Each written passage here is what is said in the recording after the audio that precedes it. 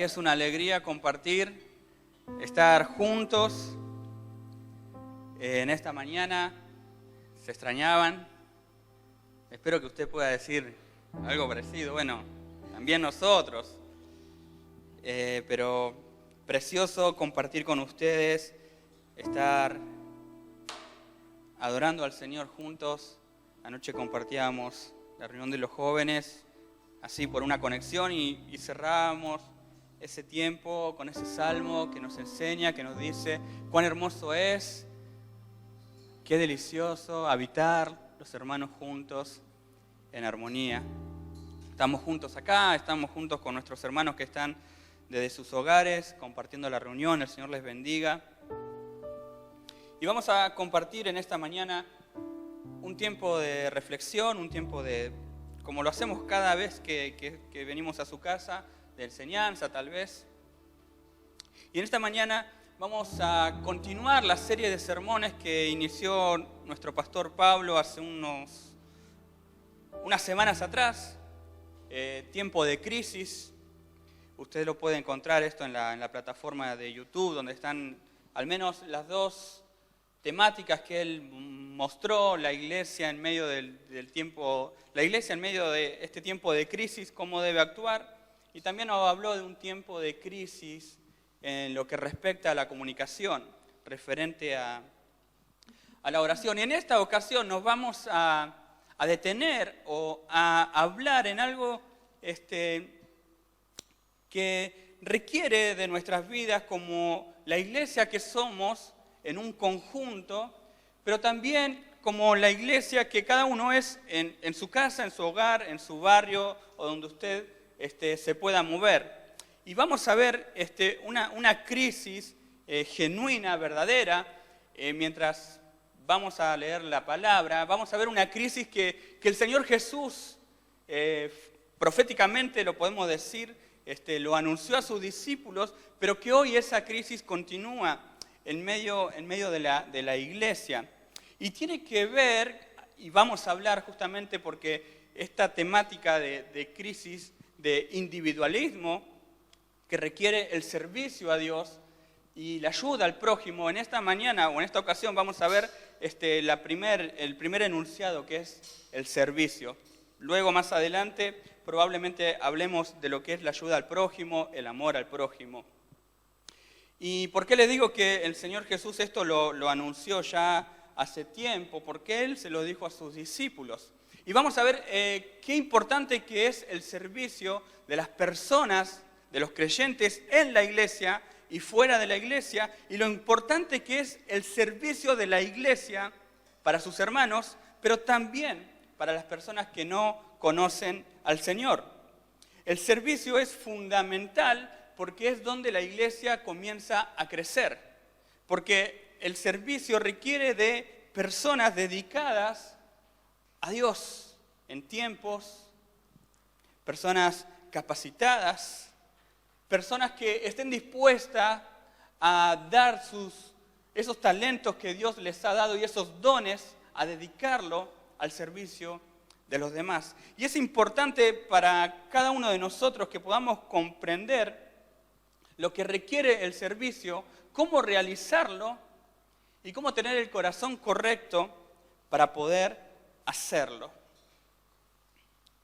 Acá en mis notas puse que una carencia importante es la falta de compromiso en la obra del Señor y la falta de involucramiento. La falta de meterse a la cancha, la falta de ayuda, la falta de manos, la falta de asistencia en lo que requiere la obra del Señor. Hasta a veces podemos decir que hay falta de interés y falta de deseo de los propios creyentes al momento de servir a Dios, de comprometerse a Dios y de ser responsables, por supuesto, con el servicio a Dios. La iglesia mundial, podemos decir, la iglesia en lo que respecta a todas las iglesias, no precisamente nosotros, está llena de creyentes asistentes, pero está carente de creyentes que desean servir al Señor. Y quiero invitarlos, si me acompañan ahí en sus Biblias, a Mateo 9, verso 37, que nos da lo que les decía recién, nos habla acerca de la crisis que el Señor Jesús les dijo a sus discípulos. ¿Tiene Mateo 9:37? Amén. Dice, entonces dijo a sus discípulos, a la verdad la mies es mucha, mas los obreros pocos. Si Jesús diría estas palabras hoy, tendría razón, pero las dijo hace más de 2000 años atrás. Y esta es una declaración que hoy en día sigue vigente en lo que respecta a la iglesia. Son palabras que resuenan, que retumban, que hacen eco a lo que es hoy la iglesia. Y vamos a darle un poco de, como quien dice, de zoom a estos versículos, porque Jesús dice esto respecto a algo que estaba pasando. Y vamos a leer esos versos completos del 35 al 38. El por qué Jesús dice a sus discípulos, la mies es mucha y los obreros son pocos. ¿Por qué lo dice? Pero fíjense lo que nos enseña el verso 35 en adelante. Recorría Jesús todas las ciudades y aldeas, enseñando en las sinagogas de ellos. Fíjense lo que hacía Jesús. Recorría las ciudades, aldeas, enseñaba en las sinagogas que habían ahí en esas ciudades, predicaba el evangelio, sanando toda enfermedad y toda dolencia en el pueblo.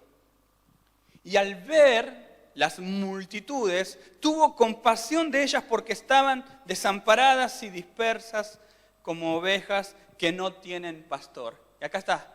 Entonces, al ver Jesús, entonces dice a sus discípulos, la mies es mucha, los obreros son pocos, rogad pues al Señor de la mies que envíe obreros a su mies. En esta mañana vamos a detenernos en estos versos, pero también vamos a ver el concepto de lo que es el servicio y cómo deberíamos realizarlo y cómo debemos involucrarnos. Y también vamos a ver el ejemplo, el modelo que Cristo nos dejó como servicio. Entonces Jesús dice esto porque Él estaba en medio de la gente. Fíjense que Él mira las multitudes, la palabra nos dice que Él estaba en todas las ciudades que iba recorriendo, acercándose a la gente, y eso lo motivaba o lo movía en su corazón para realizar milagros. En otros versos, ustedes van a leer que constantemente Jesús, o en versos de los evangelios, dice que se compadecía de los enfermos y los sanaba, se compadecía de una viuda y resucitaba a su hijo. Y ese momento era porque Jesús estaba en medio de la gente y se movía entre ellos. La importancia de nosotros estar donde estemos, movernos, meternos en medio de la gente, movernos entre ellos. Jesús se interesaba por ellos. Ustedes recordarán cuando Él se acerca a la mujer samaritana y Él va en búsqueda de un diálogo. Y después lo que ocurre, ¿verdad? Él se interesaba por ellos y hasta buscaba en ocasiones diálogos. Se acercaba a los desamparados, a los necesitados, a los afligidos. Se acercaba a los olvidados. Él recorría y salía a hacer estas cosas. Él no esperaba en ocasiones, aunque la gente sabía que estaba Jesús, llevaba enfermos. Pero Él, al caminar y al mirar, al meterse entre medio del gentío, digámoslo de esa forma, actuaba para las personas, a favor de las personas. Y cuando Él recorre, el verso 36 nos dice algo esencial, al ver las multitudes. Claro, había tanta gente y Él entre medio de toda la gente mirando a las personas, sanando enfermos, predicando el evangelio, entrando a las sinagogas. Él ve lo que está ocurriendo en los corazones de las personas. Él ve la tristeza tal vez de los rostros de las personas. Él ve las angustias que las personas llevan dentro de su corazón. Por eso cuando nosotros recorremos lo que es las personas que necesitan de Cristo tenemos que palpar lo que está ocurriendo en sus vidas, porque Cristo hacía eso. Reconocía y veía la realidad de esas personas. Él veía las multitudes, que es la gente, y no solamente las veía, sino que al mirarlas se compadecía. Y esa palabra es muy esencial, porque en ocasiones nos pasa que miramos las necesidades de las personas, reconocemos que están carentes de cosas, más allá de lo espiritual, también cosas materiales, y hasta a veces la compasión no nos mueve o no nos moviliza. Lo que lo movilizaba a Cristo era la compasión que Él tenía en su corazón. Por eso Él dice que recorría, veía las multitudes y se compadecía de ellas. Estar en medio de la gente, estar cerca de la gente, comprender lo que le pasa a la gente, estar ahí, como quien dice, a la par de la gente, nos hace sentir lo que realmente están pasando. En unos estudios estudiábamos la palabra compasión de la raíz más profunda. Es una palabra que no la voy a mencionar porque no me va a salir, pero sí le voy a traducir lo que hoy al castellano, lo que se refiere cuando Jesús se compadecía de la gente. Es una angustia y un dolor intenso. El compadecerse de la gente es una angustia y un dolor intenso, y es apropiarse de ese dolor que yo estoy viendo en las personas. Eso es lo que le pasaba a Jesús. Le dolía y se angustiaba tal cual estaba viviendo esa persona su situación. La palabra nace, la palabra original, nace como o es traducida en realidad desde las entrañas. En otras palabras, a Jesús le dolía el estómago, porque esa es la traducción más literal. A Jesús le dolía el estómago al ver a las personas necesitadas. Pero eso nace de que Él estaba con las personas. Estaba con ellas. Se compadecía de ellas, las miraba y se compadecía. A Jesús le dolía el estómago cuando ese dolor es como sufriente, intenso. Como cuando a veces, no sé si a usted le ha pasado, que a mí me ha pasado muchas veces, en situaciones críticas de mi vida me duele el estómago de una manera terrible, que hasta a veces ni siquiera podemos comer. Entonces podemos decir que Jesús, al ver las multitudes, tuvo compasión de ellas, le dolía el estómago, ¿pero por qué? Fíjese que el verso nos habla por sí solo, porque estaban desamparadas y dispersas como ovejas que no tienen pastor. Él las miraba, sentía eso en su corazón, le dolía el estómago, vamos a decirlo de esa manera, porque las veía como ovejas que no tienen pastor. Y las ovejas sin su pastor están totalmente carentes de amparo, carentes de cuidado, carentes de protección, carentes de refugio, pero lo más importante es que están carentes de la salvación. Y Él, al ver esas ovejas como que no tienen pastor, hacía que en su interior,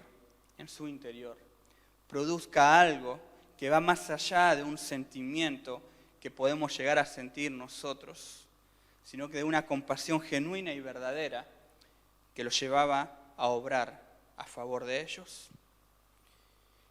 La cosecha es mucha, lo que le quiere decir en el verso central que leíamos al principio. La cosecha es mucha, el trabajo es mucho, pero hay una carencia, hay una crisis.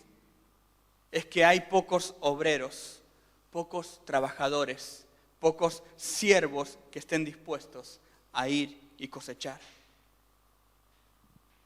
Si no será una carencia que hoy está ocurriendo en medio de nuestra sociedad, si no será una carencia que hoy está ocurriendo en el mundo donde vivimos, en el tiempo que estamos viviendo. Por eso Él en el verso 38 nos da una solución que es: rogad pues al Señor de la mies que envíe obreros a su mies.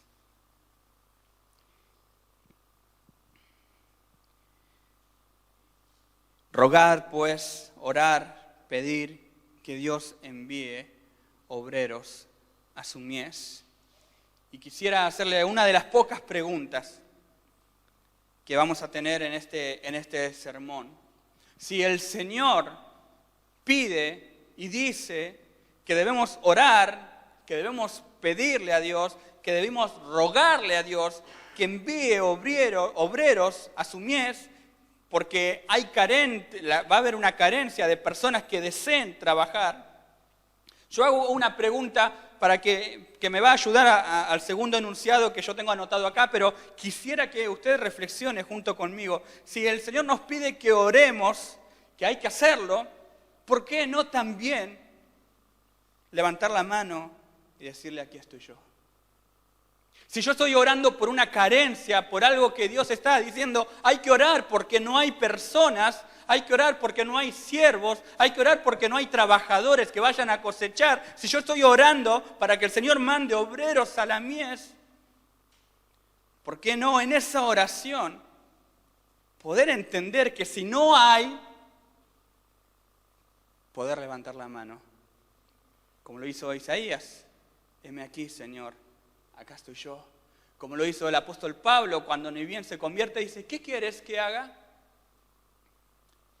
Y esto me da pase al segundo enunciado que tengo, que es acerca de estar en el servicio y el corazón del hombre o el hombre.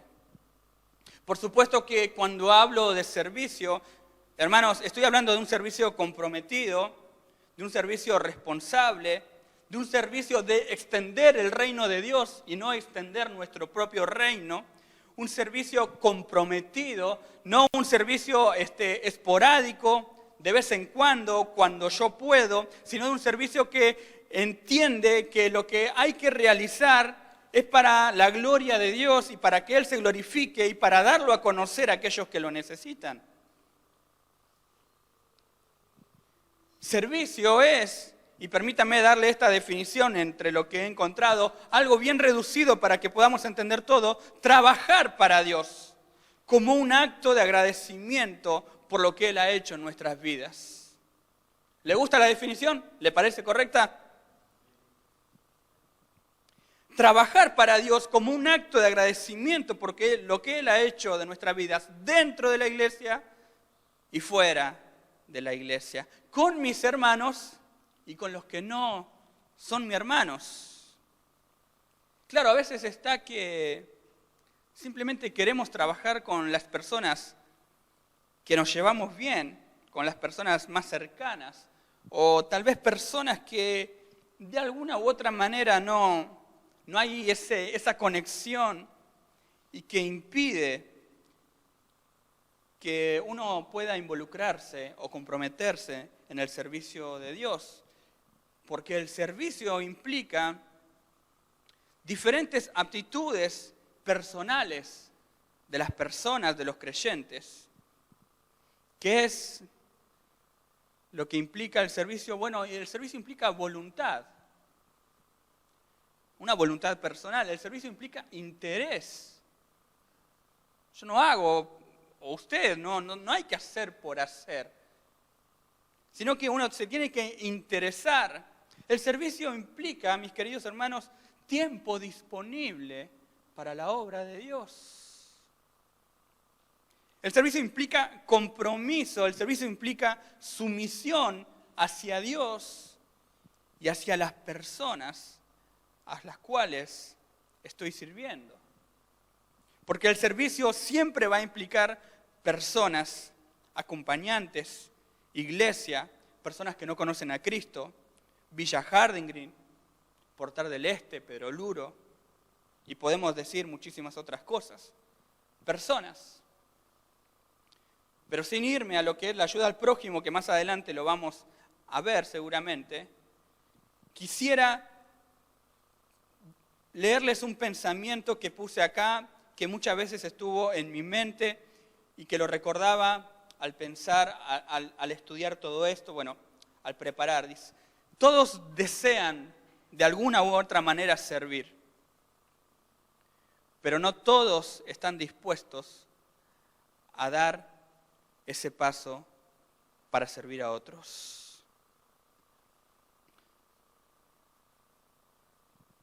¿Y por qué sucede esto en nuestras vidas, en nuestros corazones?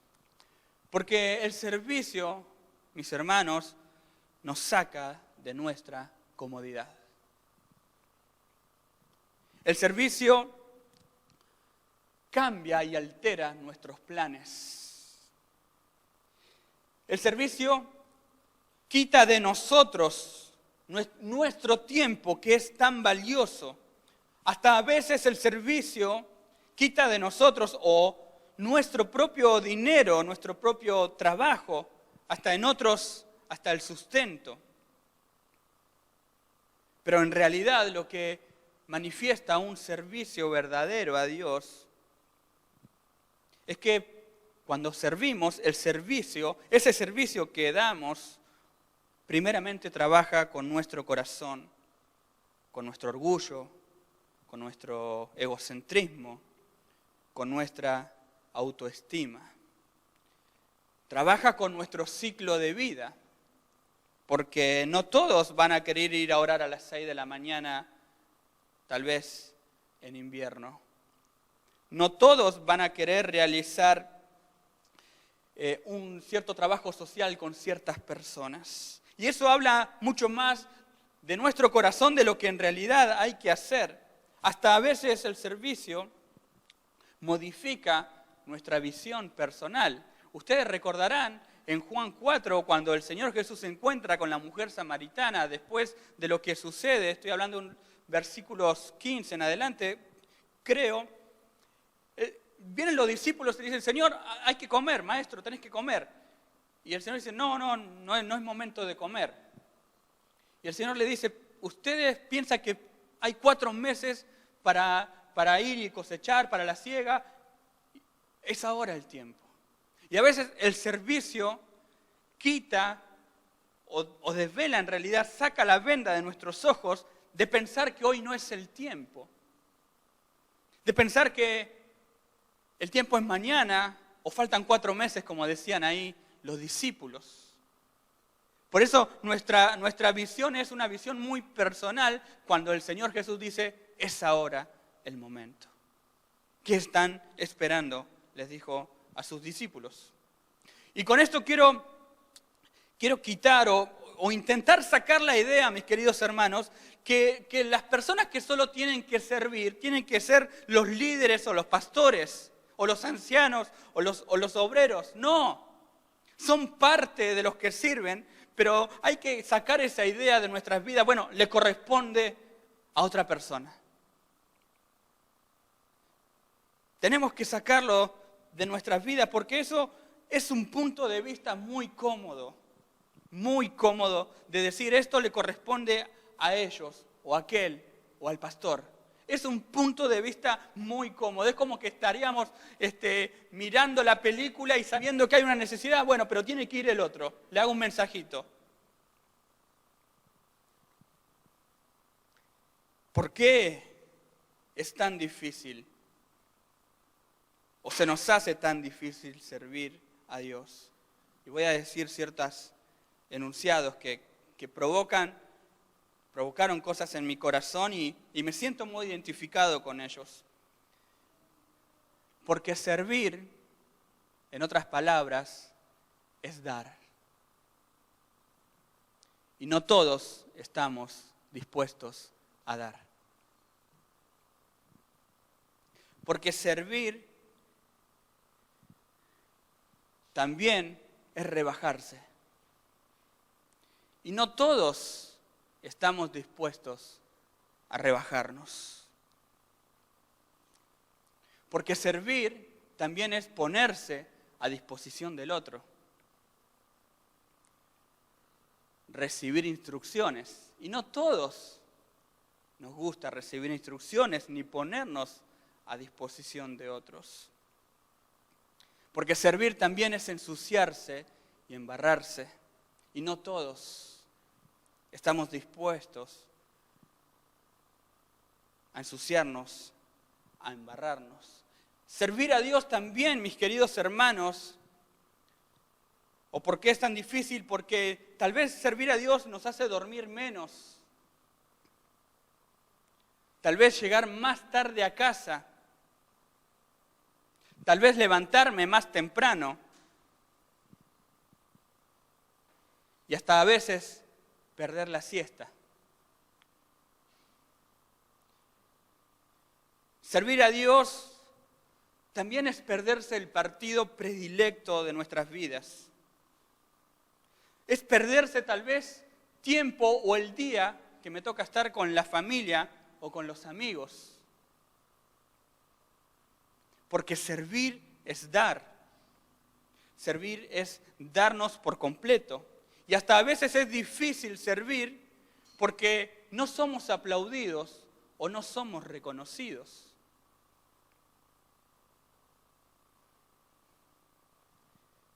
O no estamos dispuestos a realizar ciertos trabajos. Yo hago todo, pero esto no es para mí. Usted imagínese si Jesús hubiese dicho eso. Contá conmigo para lo que sea, pero en tal horario, tal día. Servir rompe nuestro individualismo de mirarnos a nosotros mismos, nuestro propio orgullo, nuestro propio yo, que tenemos por naturaleza.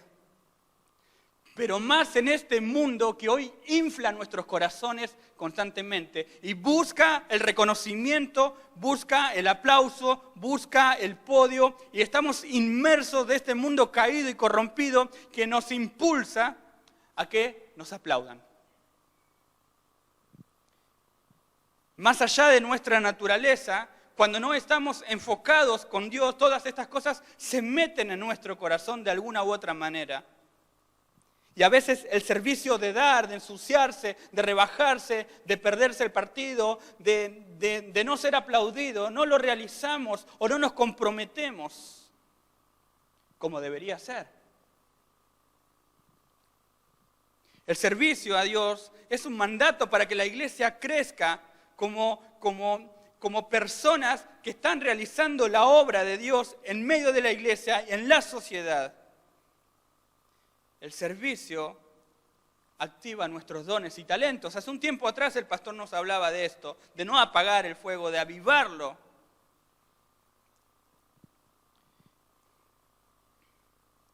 El servicio a Dios va a romper nuestro propio yo. Y quiero invitarlos que me acompañen a San Juan 13, por favor.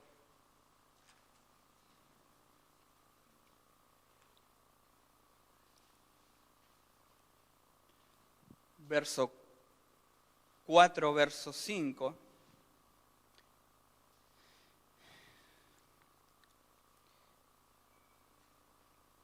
Ya vimos lo que es el servicio y quisiera hablarles un poco acerca de el modelo del llamado al servicio, que es, por supuesto, Jesucristo.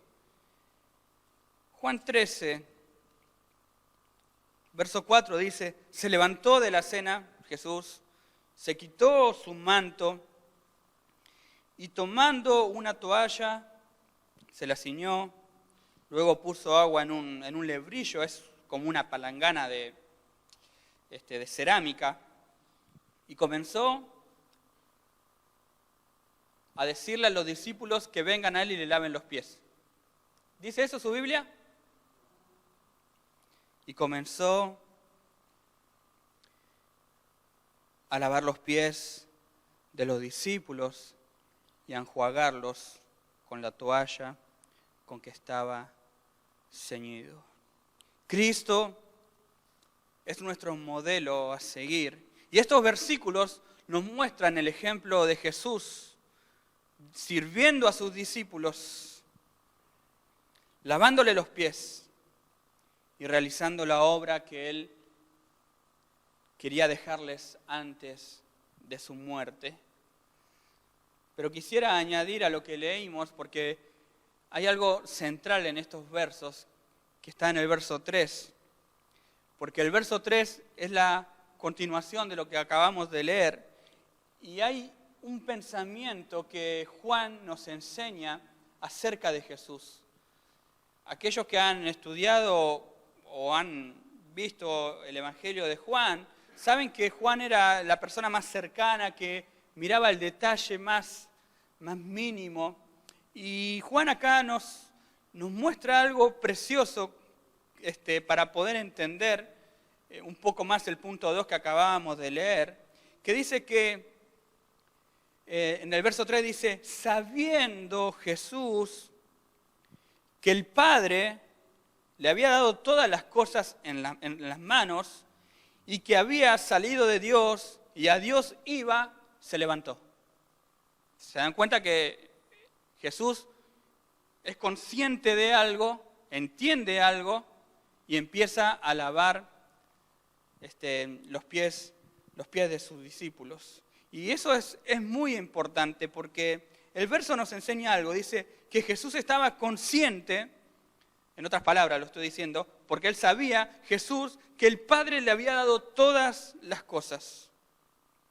Y que él estaba consciente de dónde venía y también hacia dónde iba.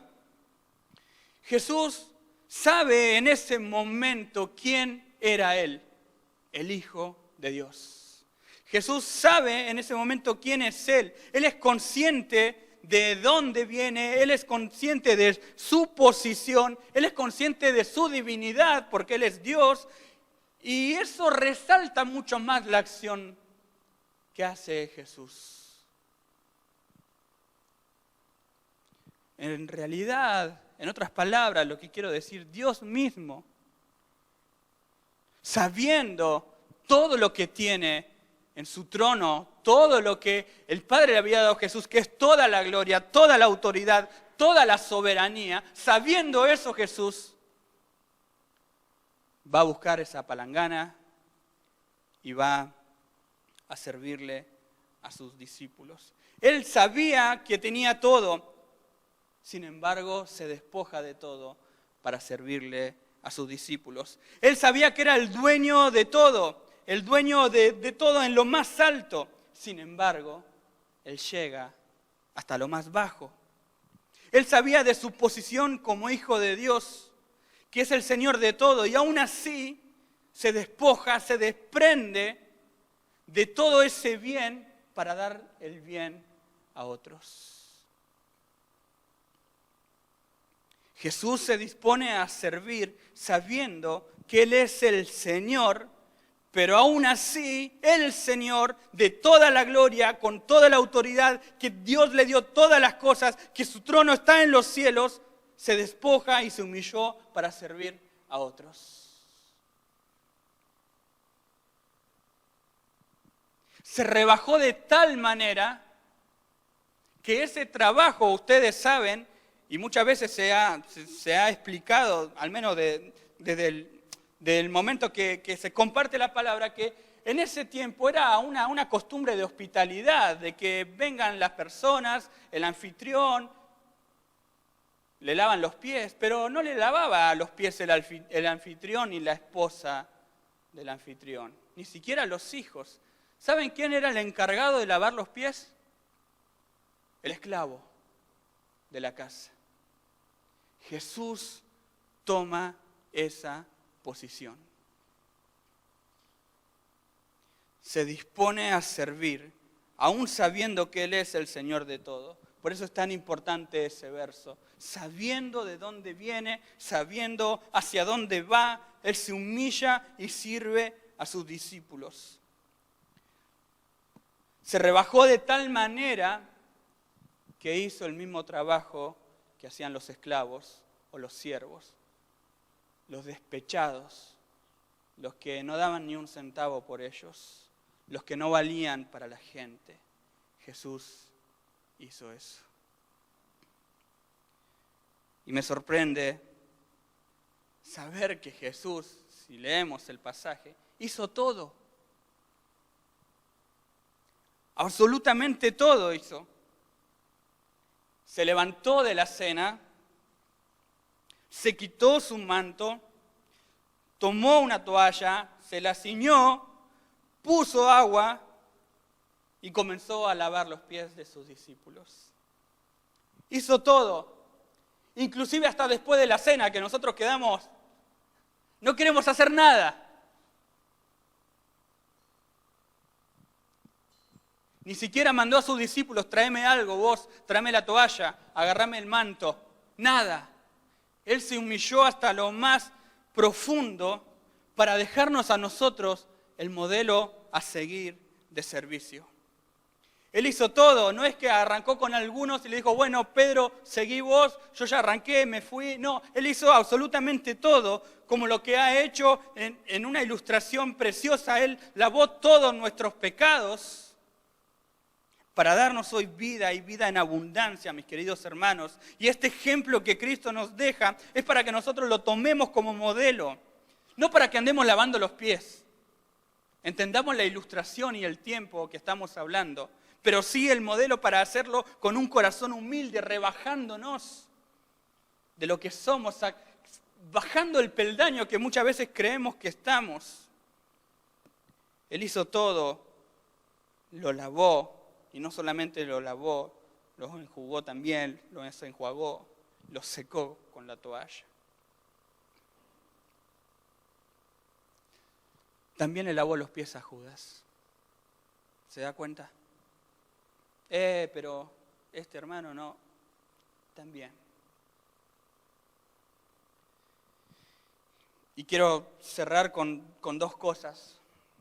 Porque estos versos dejan al descubierto nuestro corazón.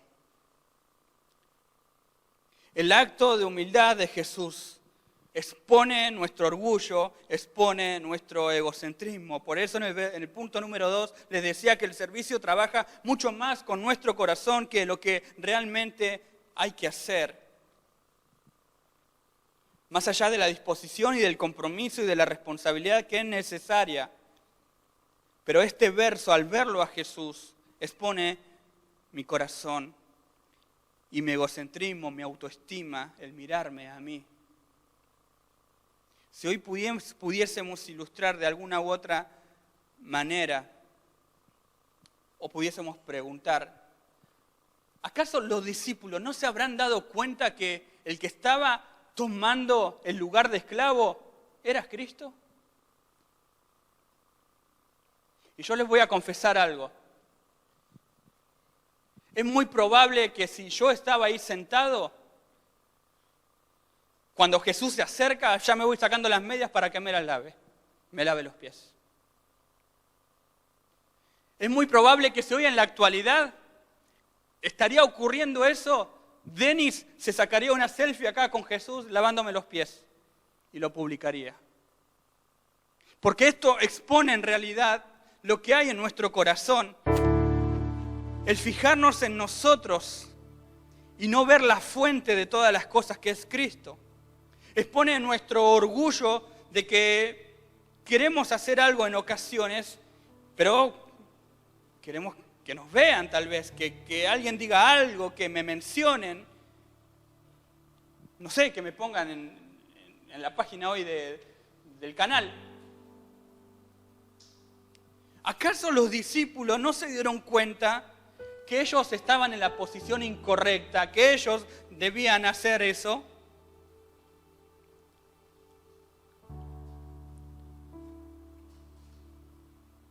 Y le comparto una cosa más, y le puedo asegurar que también está en mi corazón.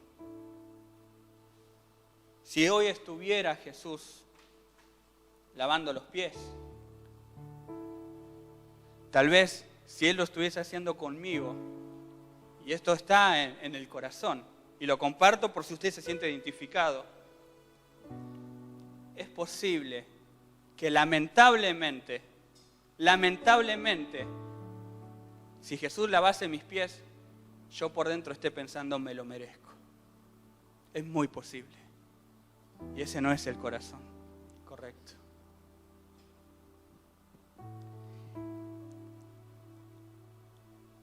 Este acto de Jesús no solo expone nuestra condición, nuestra naturaleza, nuestra autoestima, nuestro orgullo, sino también, por otro lado, nos debe inspirar y motivar a servirlo a Dios de una manera correcta. Con el corazón correcto, de gastar nuestras vidas para el bienestar de otros, para que Dios se glorifique en nuestro servicio.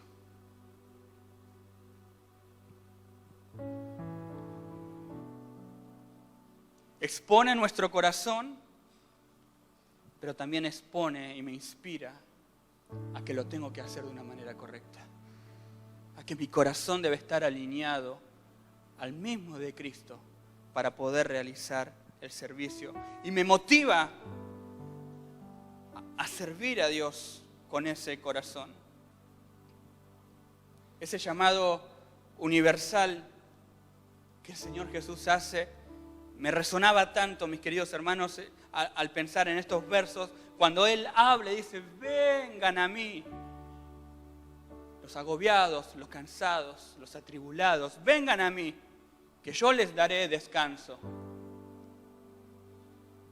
Pero ahí no se queda el verso. Hay algo tan lindo que Jesús dice, porque hoy nosotros hemos llegado a Él y nuestra alma en Él descansa y tenemos que dar gloria a Dios. Pero Él dice: y lleven mi yugo y aprendan, dice Cristo, aprendan de mí, que soy manso y humilde de corazón. Es como que esa parte no la hemos tomado. Hemos agradecido a Dios porque hemos llegado a Él y nos sentimos descansados en Él, pero Él también en ese llamado universal nos dice: vengan a mí, yo les daré descanso, dejen sus cargas, pero lleven mi yugo y aprendan de mí.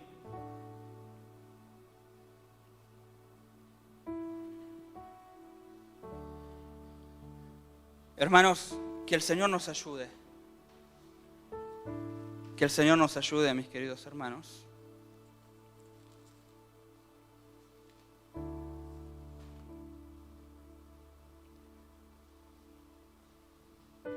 Permítanme leerles un verso más. Y con esto vamos cerrando.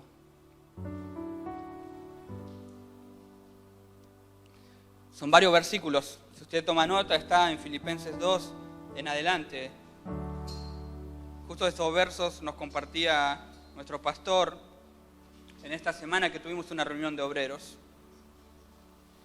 Y el título está muy bien puesto, considero, aunque nosotros sabemos que los títulos han sido puestos por el hombre. El título dice: humillación y exaltación de Cristo. Y dice así: por tanto, si hay alguna consolación en Cristo, si algún consuelo de amor, si alguna comunión del Espíritu, si algún afecto entrañable, si alguna misericordia, completad mi gozo sintiendo lo mismo, teniendo el mismo amor, unánimes, sintiendo una misma cosa. Nada hagan por contienda o por vanagloria, antes bien con humildad, estimando cada uno a los demás como superiores a él mismo, no mirando cada uno por lo suyo propio, sino cada cual también por lo de otros. Haya pues en vosotros este sentir que hubo también en Cristo Jesús, el cual, siendo en forma de Dios, no estimó el ser igual a Dios como cosa a que agarrarse, a que aferrarse, sino que se despojó de sí mismo y tomó la forma de siervo, hecho semejante a los hombres. Y estando en la condición de hombre, se humilló a sí mismo. Se humilló siendo Dios, se humilló siendo hombre.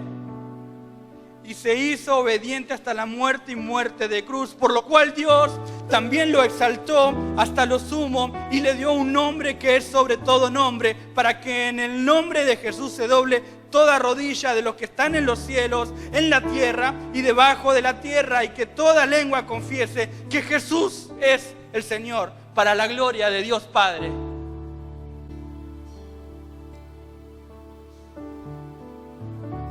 Aprendamos de Cristo, mis queridos hermanos.